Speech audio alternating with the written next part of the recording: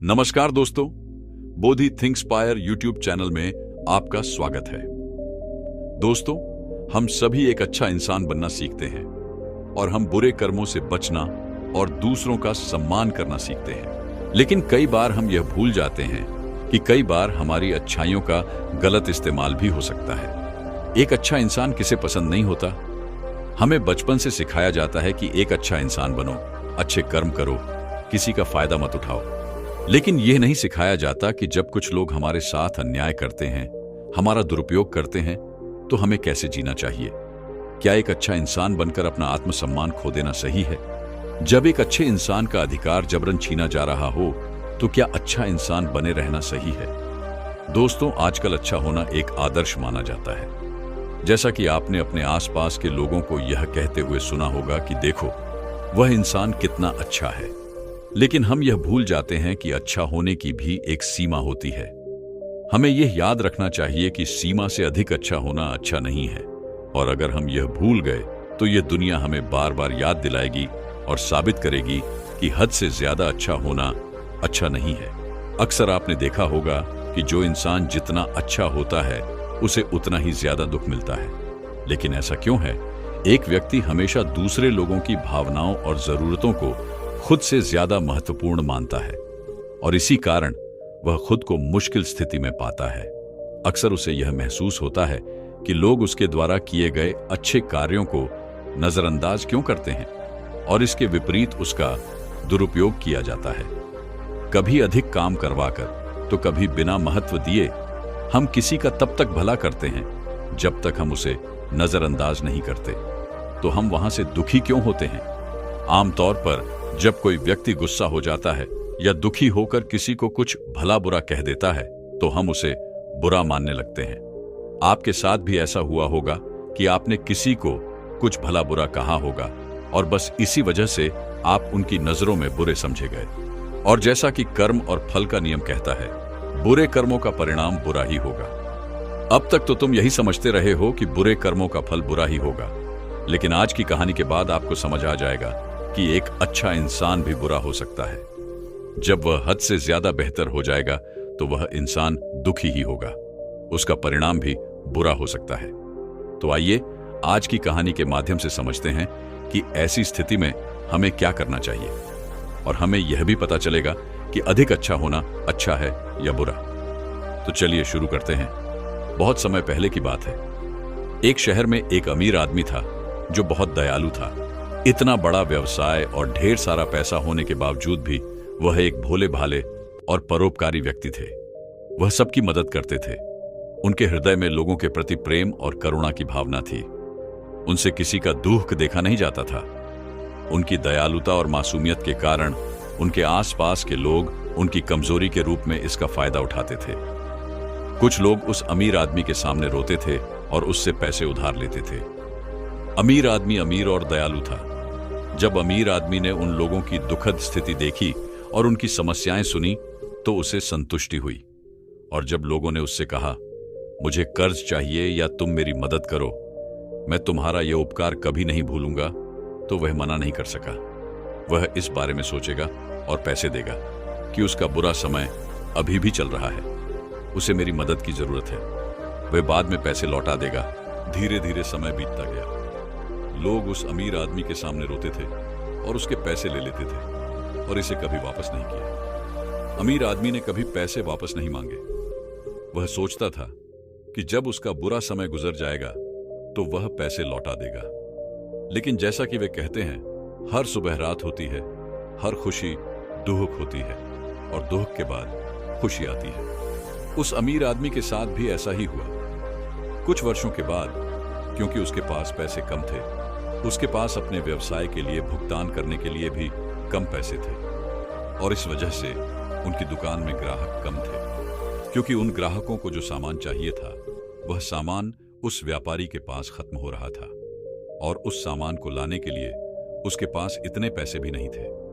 धीरे धीरे अमीर आदमी का पैसा खत्म हो गया। एक समय था जब वह अमीर आदमी अपने शहर के अमीर लोगों के पास आया करता था, लेकिन आज उसके पास पैसे नहीं थे। ऊपर से उन्हें बाजार से बहुत सारा पैसा उधार लेना पड़ा। उसे समझ नहीं आ रहा था कि वह क्या करे। उसने महात्मा बुद्ध के बारे में बहुत कुछ सुन रखा था। वह जानता था कि उसके कई दोस्त उसके पास गए थे और अपने जीवन के लिए सही रास्ता अपनाया था, और उन्होंने जो ज्ञान दिया उससे कई जिंदगियों में सुधार हुआ है। उसने निश्चय किया कि अब उसकी समस्या का समाधान गौतम बुद्ध ही बताएंगे। यही सोचकर वह अगले दिन गौतम बुद्ध से मिलने गया। वह वहां गया और बुद्ध को साष्टांग प्रणाम किया। तब अमीर आदमी ने गौतम बुद्ध से कहा, मैं अपनी समस्या का समाधान चाहता हूं। बुद्ध ने कहा, पूछो, क्या पूछना चाहते हो? फिर उसने उसे सब कुछ बताया कि उसने कैसे लोगों की मदद की और अमीर से गरीब बन गया, कैसे उन्होंने लोगों की बुरी हालत देखी और उनकी मदद के लिए उन्हें अपने व्यवसाय के लिए पैसे दिए, और आज वह खुद ही जरूरतमंद बन गया है। गौतम बुद्ध उसकी सारी बातें ध्यान से सुनते हैं और कहते हैं कि तुम बहुत सरल और दयालु हो। आवश्यकता से अधिक सरल होना भी हमारे लिए परेशानी का कारण बन सकता है। तब बुद्ध कहते हैं, मैंने तुम लोगों की मदद इसलिए की ताकि वे मुसीबत से बाहर निकल सकें, लेकिन लोगों ने इसका फायदा उठाया और आपको धोखा देते रहे। अमीर आदमी ने कहा, आप बिल्कुल सही कह रहे हैं। बुद्ध कहते हैं, मेरे दुख का कारण मेरा अधिक सरल और दयालु होना है, पर मैं करूं तो क्या करूं? मुझे रास्ता बताओ। क्या मुझे बुरा बनना चाहिए? क्या मुझे दया को त्याग देना चाहिए? क्या मुझे हृदयहीन हो जाना चाहिए? क्या अच्छा करने का कोई मूल्य नहीं है? इस संसार की सहायता करने या किसी का भला करने का परिणाम क्या होता है? बुद्ध कहते हैं, नहीं, तुम्हें यह सब नहीं करना है। आपने कई बार देखा होगा कि जो इंसान जितना अच्छा होता है उसे उतना ही ज्यादा दुख मिलता है। इसका सीधा कारण यह है कि वह अपने अधिकारों को सामने वाले की इच्छाओं से कम महत्व देता है, और फिर जब भी उसे परस्पर हानि का अनुभव होता है तो उसे और अधिक कष्ट होता है। लेकिन इसके बजाय हमें यह कभी नहीं सोचना चाहिए कि हमारी अच्छाई और अच्छा करना बेकार है या यह सिर्फ हमारी कमजोरी है। हमें अच्छाई को कभी नहीं छोड़ना चाहिए। हमें बस यह सीखना है कि कभी कभी हमें अपनी बात रखने का अधिकार है और हमें अपने अधिकारों की रक्षा करनी चाहिए। इसीलिए हमें एक अच्छा इंसान बनने के साथ साथ अपने अधिकारों की रक्षा करना भी सीखना चाहिए। अगर हमें गलत तरीके से नुकसान पहुंचाया जा रहा है, अगर कोई गलत तरीके से हमारा फायदा उठा रहा है, तो हमारे लिए जरूरी है कि हम उसका सामना करने के लिए सही तरीके से खड़े हों। यही एक सच्चे और अच्छे इंसान की पहचान है। वह आदमी कहता है, मैं बौद्ध धर्म को थोड़ा बहुत समझ सकता हूं, लेकिन मैं अभी भी इसे पूरी तरह से नहीं समझ पाया हूं। इस पर बुद्ध कहते हैं, मैं तुम्हें एक कहानी सुनाता हूं, उसके बाद आप समझ जाएंगे कि आपको क्या करना है और क्या नहीं करना है। बहुत समय पहले की बात है। एक जंगल में एक भेड़ रहती थी। उस भेड़ ने एक पुत्र को जन्म दिया। वह बहुत सुंदर था। उसके शरीर पर बहुत चमकीले घने बाल थे। वह बहुत हैंडसम लग रहे थे। भेड़ भी अपने बेटे से बहुत प्यार करती थी और उसकी बहुत अच्छी देखभाल करती थी। भेड़ ने अपने बेटे को अच्छी बातें सिखाईं, अच्छे संस्कार दिए। भेड़ चाहती थी कि उसका बेटा बड़ा हो और बहुत प्रसिद्ध हो, लेकिन भेड़ के प्यार के कारण मेमना की हालत खराब होती जा रही थी। उसकी माँ उसे अच्छे से पढ़ाती थी, उसकी अच्छी देखभाल करती थी, वह दिन रात उसका खूब ख्याल रखती थी। लेकिन मेमना दिन ब दिन बहुत जिद्दी होती गई। उसने अपनी माँ की बात नहीं सुनी और किसी भी बात पर ध्यान नहीं दिया। उसे हमेशा लगता था कि उसकी माँ उसका इतना अच्छा ख्याल रखती है, और इस वजह से उसने यह सोचकर अपनी जिम्मेदारी नहीं ली कि उसकी माँ उसे किसी भी मुसीबत से बाहर निकाल देगी। वह धीरे धीरे गैर जिम्मेदार होती जा रही थी, और अब भेड़ का प्यार और स्नेह उसके अच्छे और जिम्मेदार बनने में बाधा बन गया। फिर एक दिन मेमना पास के जंगल में गई। मेमना पहली बार जंगल गई थी। उसे पहली बार जंगल में जाने का मौका मिला था। वह जंगल की सुंदरता से आश्चर्यचकित था। उसने ऐसी सुंदर चीज कभी नहीं देखी थी। इतने सुंदर पौधे और रंग बिरंगे फूल देखकर वह बहुत प्रभावित हुआ। यह सब देखकर वह बहुत खुश हुआ। फिर उसने झाड़ियों की कुछ पत्तियां खा लीं। जैसे ही उसने पेड़ों की पत्तियां खाईं, तो उसे वे पत्तियां बहुत स्वादिष्ट लगीं। अब मेमना रोज जंगल जाने लगी, और वहां जाकर वह पेड़ पौधों को नुकसान पहुंचा रहा था। उसने उनकी पत्तियां तोड़ दी, उनके फूल तोड़ लिए, फूल खा लिए, और उनमें से कुछ तोड़कर जमीन पर रख दिए। मेमना को इसकी बिल्कुल भी परवाह नहीं थी कि वह क्या कर रहा है। उसे यह भी नहीं पता था कि जंगल में कोई खतरा है। वह जंगल में इधर उधर उछल कूद कर रहा था और पौधों को नुकसान पहुंचा रहा था। लेकिन जब मेमना की मां यानी भेड़ को इस बात का पता चला कि मेमना हर दिन जंगल जाती है, तो वह डर गई और उसने मेमना को अपने पास बुलाया और जंगल में न जाने के लिए कहा। वहां बहुत सारे जानवर हैं, वे आप पर हमला करेंगे, वे तुम्हें खा जाएंगे। लेकिन मां की बातों का उस पर कोई असर नहीं हुआ। उल्टे मेमना ने अपनी मां से कहा कि जो भी मेरे सामने आएगा वह मुझसे पिटेगा, फिर उसे बहुत पछतावा होगा। इसके बाद मेमना फिर जंगल की ओर भाग गई। उसे अपनी मां की बातें झूठी लगने लगीं। हर दिन की तरह वह इधर उधर उछल कूद करने लगा और पेड़ पौधों की पत्तियां तोड़ने लगा। कभी उसने फूल तोड़े तो कभी पेड़ों को बहुत नुकसान पहुंचाया। लेकिन उस दिन जंगल में एक शेर पहुंच गया। वह शेर बहुत ताकतवर था, लेकिन मजबूत होने के साथ साथ वह बहुत दयालु भी थे। उस शेर का मानना था कि कमजोर जानवरों को नुकसान पहुंचाना ठीक नहीं है। शक्तिशाली होने का मतलब यह नहीं है कि मैं अपनी शक्ति का प्रयोग किसी कमजोर जानवर पर करूं। वह शेर जंगल में घूमने लगा।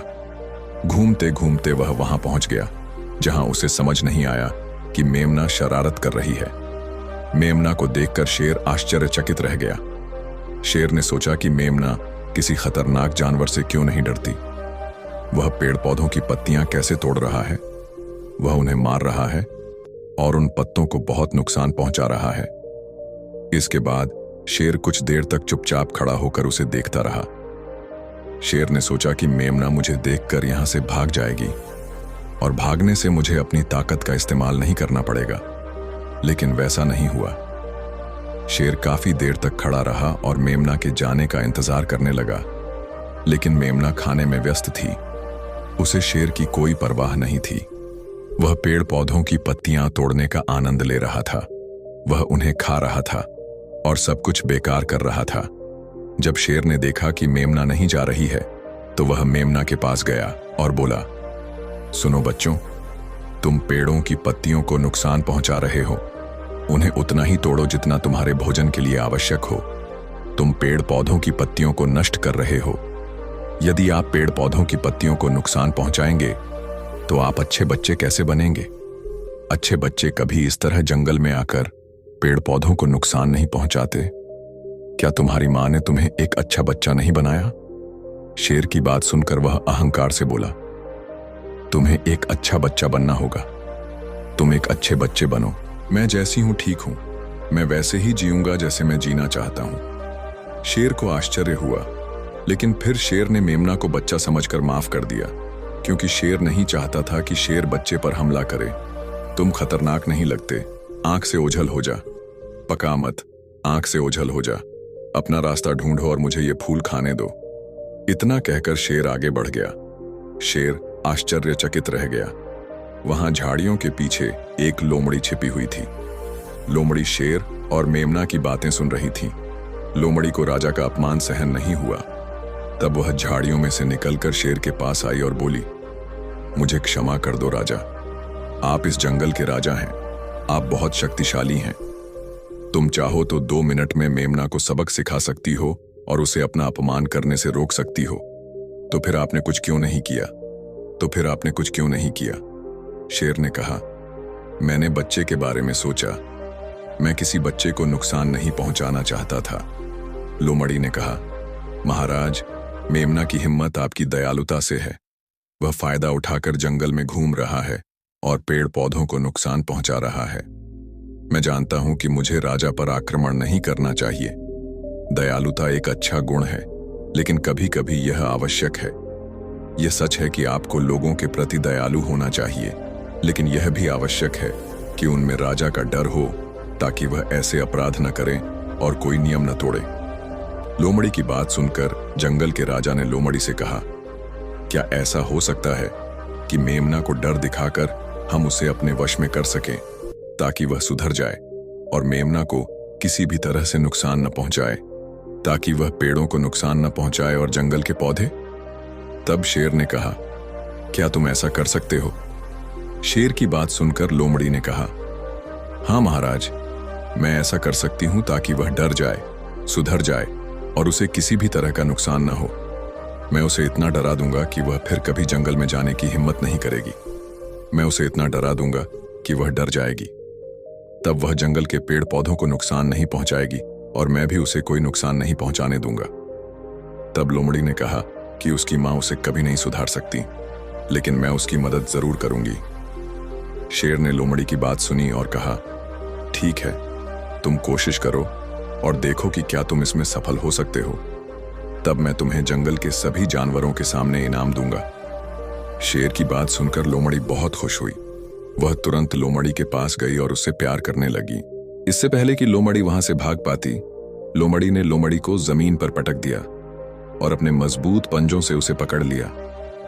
लोमड़ी को पकड़ने के बाद लोमड़ी ने लोमड़ी से कहा, बताओ, तुम्हें मार दूं या छोड़ दूं?